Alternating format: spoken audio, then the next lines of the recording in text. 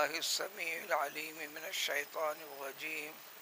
بسم الله الأزلي الرحمن الرحيم.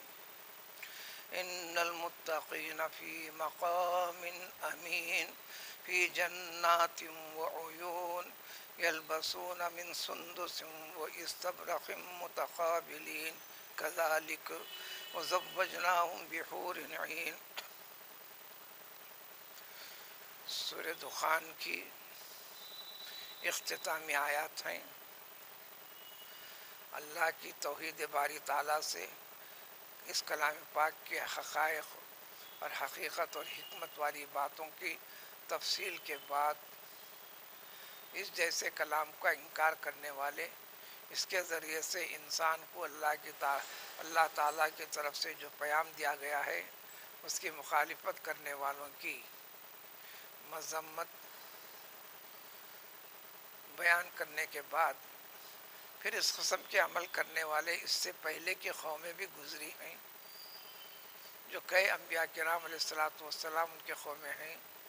ان میں سے اس قوم کا خاص طور پر تذکرہ مثال اور نمونے کے لیے اس دنیا کے رہنے والے انسانوں کے لیے جو دنیاوی طاقت کے بل بوتے پر یا دنیاوی ضلالت و گمراہی کی کثرت کے اوپر منمانی کرتے ہوئے دین حق کو دبانا، دین حق سے وابستہ لوگوں کو دبانا، دین حق کو بیان کرنے والی کتاب کا قبول نہ کرنا، ان کے برے انجام کی تفصیل کے ساتھ ذکر کرنے کے بعد ان آیاتوں سے متصل گزری ہوئی آیاتوں میں دوزخ کی بھیانک کیفیتیں، احوال کی تفصیل پیش کی گئی. تب سورہ کا اختتام ہوتا ہے جو ان تمام حالات میں صبر و استقامت کے ساتھ اپنے ایمان اور اللہ تعالیٰ کے پیام جو انسان کو جینے کا ڈھنگ طریقہ سب سکھاتا بتلاتا ہے، اس کو مضبوطی سے اختیار کر کر جمنے والے لوگ ان کو کہتے ہیں متقی. مومن اسی کو کہیں گے جس کے اندر ایمان کے تقاضے زندگی کے جو ہر پہلو پر ہوتے ہیں اس کو اپنی پریکٹیکل لائف میں لانا. اس لیے قرآن میں جہاں ہے یا ایھا الذین آمنوا وعملوا، عملی زندگی کے ہر پہلو میں فرمان خداوندی کو اختیار کرنا، اس طریقے کو اختیار کرنا. یہ بھی وضاحت کر دی گئی اس طریقے کو اختیار کرنے میں ذری دیر کے لیے دنیا میں ولو علی انفسکم تمہارے خلاف کوئی بات بنتی ہو تو اس میں حکمت خداوندی سمجھو. اگر ذری دیر کے لیے تمہارے ماں باپ کے خلاف بھی اگر بات پڑتی ہو لیکن اللہ تعالیٰ کے حکم میں، اس کی اتباع میں تم اللہ کے حکم کی پرواہ کرو. ذری دیر کے لیے اپنی اولاد، اپنے معاشرے کے خلاف پڑتی ہو تو بھی اللہ تعالیٰ کا بتایا طور طریقے کو اختیار کرو. اس کو کہتے ہیں متقی. ان کے لیے بتلا دیا گیا. آج کی آیت کا ترجمہ ہے یقیناً یقیناً بلا کسی شک و شبے کے. ایمان کا تعلق ہے غیب والی چیزوں پر یقین رکھنا.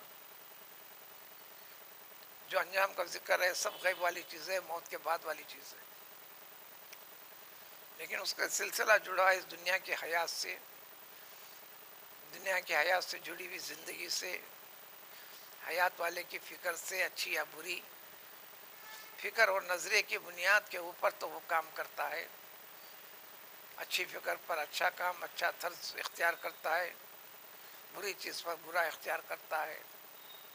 تو ان برائیوں سے بچتے ہوئے، اللہ کے عذاب سے بچنے کے خوف سے، اللہ کے احکام کو حکم مان کر، اللہ کے بتائے تو طریقے سلیقے کو وہی سمجھ کر اس سلیقے کا عملی نمونہ نبی کریم صلی اللہ علیہ وسلم کے ذریعے سے اور صحابہ کرام رضوان اللہ تعالی علیہ مجمعین کے ذریعے سے پیش کر دیا گیا.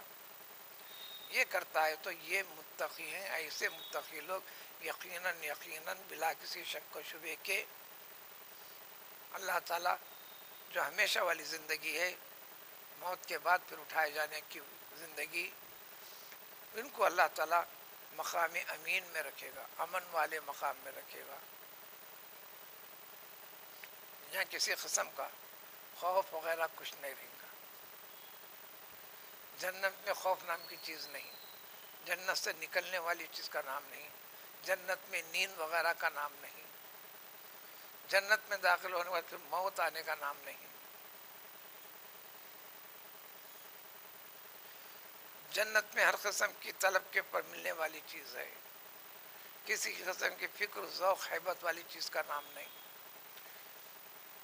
مختصر الفاظ میں ہر قسم کی زحمت، مصیبت، مشقت، تکلیف، ان ساری چیزوں سے نجات پانے کا نام، اور پھر ہر قسم کی راحت، اس میں جڑی ہوئی جتنی چیزیں ہیں جس کی فہرست پوری طرح گن بھی نہیں سکتا انسان، اس جیسے مقام کے اوپر اطمینان سکون کے ساتھ اللہ تعالیٰ رکھے گا، تو اس میں مفہوم یہ نکلا دنیا کی زندگی امن والی زندگی نہیں۔ مومنوں کے لیے خاص طور پر دنیا قید خانہ ہے، مومنوں کے لیے قید خانہ سمجھ کر چلو۔ جو دوزخی ان کے لیے دنیا جنت ہے، راحت ہے، وہ اس بنیاد پر چلیں گے۔ جو دنیا کی زندگی تک محدود ہے ان کے لیے، تم دنیا کی زندگی میں خیر و برکت کے ساتھ اللہ کے پیام کو، حکم کو لے کر آخرت میں ہمیشہ والے مقام کو حاصل کرنے کی کوشش کرو۔ تو ان متقیوں کے لیے کیا ہوں گا؟ تو اللہ تعالیٰ کہ ان کو سب سے ہر قسم کے امن، اطمینان، چین، سکون والا مقام عطا کرے گا۔ جنت جو سینکڑوں درجات کے پر مشتمل ہے، وغیرہ وغیرہ، اس کی تفاصیل قرآن میں کئی جگہ گزر چکی ہیں۔ پھر مزید یہ کہ ایک تو سکون رہے گا، دوسرے باغات ہی باغات میں ہوں گے، اور ہر قسم کے چشمے ہوں گے۔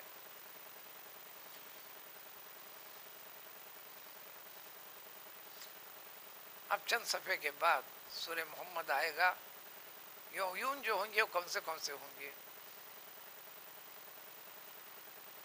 جنتوں کے نہریں کس قسم کی ہوں گی، کیا کیا خوبیوں کی ہوں گی، اس کی تفصیل سورہ محمد میں آئے گی۔ یہ سورہ جاسیہ ہے، پارے 25 ختم ہو رہا ہے، پارے 26 شروع ہوں گا، تو اس کے دوسرے سورہ جو سورہ محمد ہے اس میں پوری تفصیل پیش کر دی گئی ہے۔ ان ساری چیزوں کے ساتھ لباس بھی عمدہ عمدہ۔ دنیا میں انسان کو لباس پاکی، صفائی، طہارت کے ساتھ جڑا ہوا ہے۔ ہر ایسا لباس جو اپنے پہننے کے بعد یہ فطرت ہے انسان کی۔ بلکہ بعض کہتے ہیں بعضوں سے، دیکھو لباس پہننا ہے دوستوں کے لیے، دوسروں کو بتانے کے لیے، غذا وغیرہ کا تعلق ہے اپنے لیے۔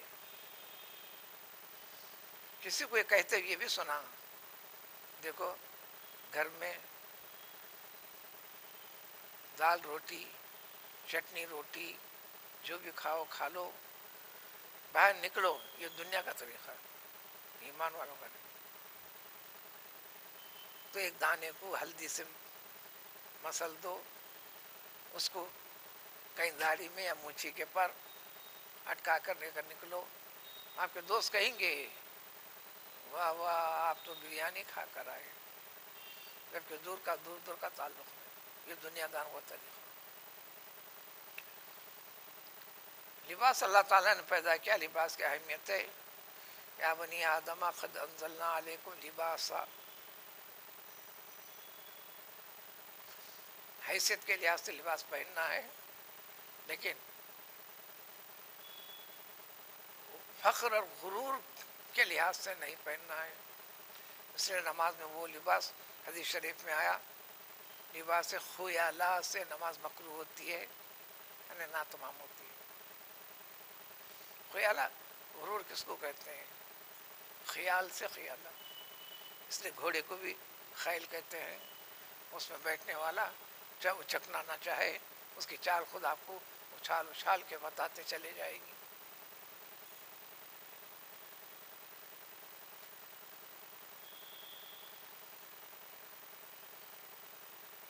لیکن نماز میں وہی لباس پہننا ہے جو عام پبلک کے لیے پہنا کرتے ہیں۔ سیدنا عمر فاروق رضی اللہ تعالیٰ عنہ تو تاکید کرتے تھے احکم الحاکمین کے روبرو ٹھہر رہے ہو، ایک دم نمازوں کے لیے ادنا لباس اختیار کرتے ہو اور پبلک کے سامنے بڑے اہتمام والا لباس پہن کر جاتے ہو. پبلک کے سامنے اپنے آپ کو جیسا پیش کرتے ہو اس سے کہیں اچھے طریقے سے اپنے رب العزت کے سامنے خود کو پیش کرو.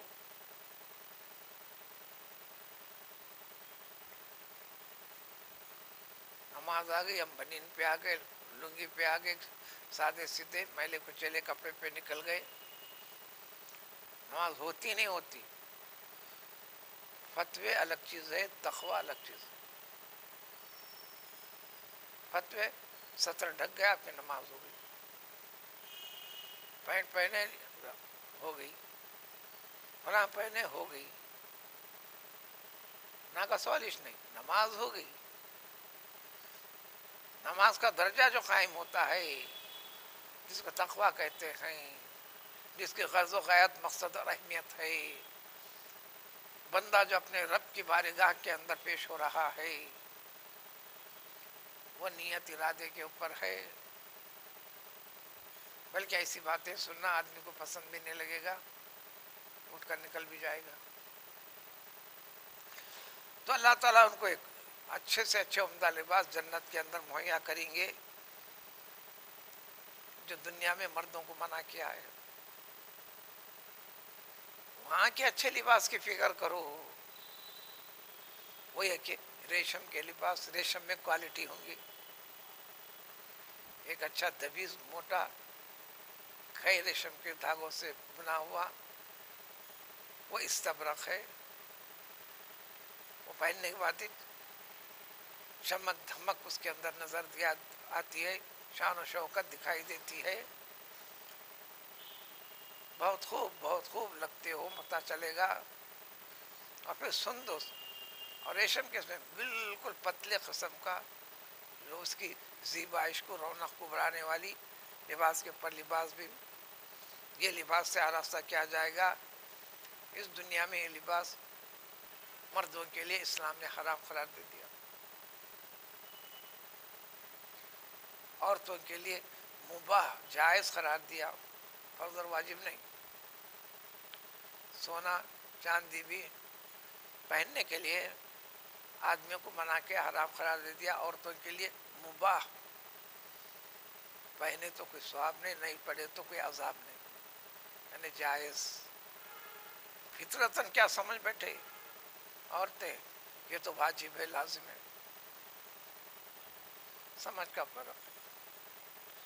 یہ مباح ہوتے ہوئے بھی سیدنا ابو ہریرہ رضی اللہ تعالیٰ عنہ اپنے بیٹوں سے کہتے تھے یہ سونا چاندی مت پہنو بیٹیوں، حسن کے لیے رنگین تاگا لے لو،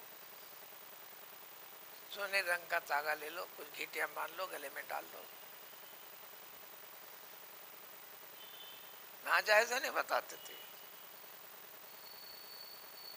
اسی ذوق و شوق کے اندر اپنی زندگی کو برباد کرنا کیوں چاہتے ہو؟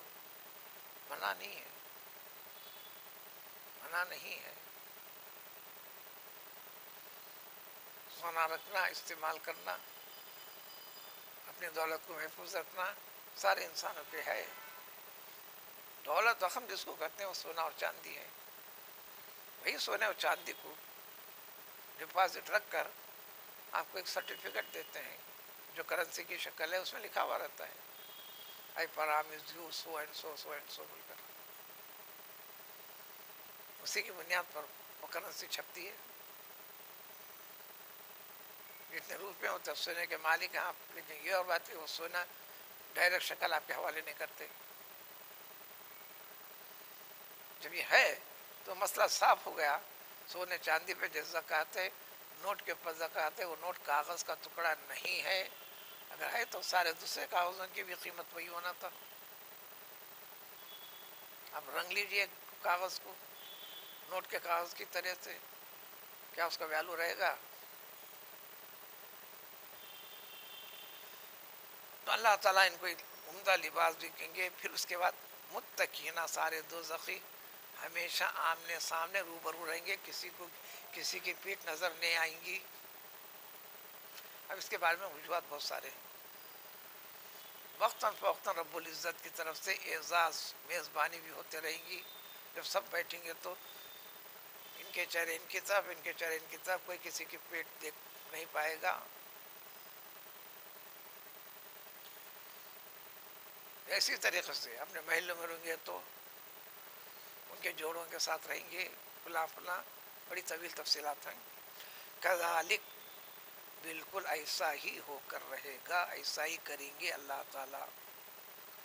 اور مزید اعزاز بڑھائیں گے. وزوجناہم بحور عین، پھر ان کے ساتھ وحشت تنہائی کی ختم کرنے کے لیے جنت کی حوریں، دنیا کی عورتیں. اس کی طویل تفصیلات ہیں، ایک سے زیادہ مرتبہ ذکر کر دیا گیا. اور انتہائی خوبصورت، بڑی بڑی آنکھوں والے. وہاں حسن صرف دو ہے، انتہائی گورے چٹے، انتہائی کالے کروٹے. قیامت میں جو اٹھایا جائیں گا تو ایسے اٹھایا جائیں گا. یزت وجوہم اسودت وجوہم، قرآن نے تفصیل پیش کر دی. عمل کے لحاظ سے سب ایک رنگ میں آئیں گے. اچھے عمل تصفیے کے بعد جب جنت میں جانے والے ہیں، خبروں سے اٹھیں گے بس اسی کلر میں. جو گناہگار ہوں گے اسودت وجوہم. دنیا میں مختلف کلروں کے اندر مٹی کے خصوصیت کے اعتبار سے ڈیوائڈ کیے ہیں. آخر میں سب کچھ ایمان کے تقاضوں کی تعمیل و تکمیل کی بنیاد پر ہوتے رہے گا. نیز جنتی، وہاں شاہانہ چال ہر جنتی کی ہوگی. وہ طلب کریں گے، آرڈر دیتے جائیں گے. ہر قسم کے میں موسم سے متعلق نہیں ہے. جنت میں رات بھی نہیں ہے، جنت میں دن بھی نہیں ہے. صبح صبح کے وقت سے ٹھنڈا سا جیسا وقت رہے گا، ہمیشہ وہی رہے گا.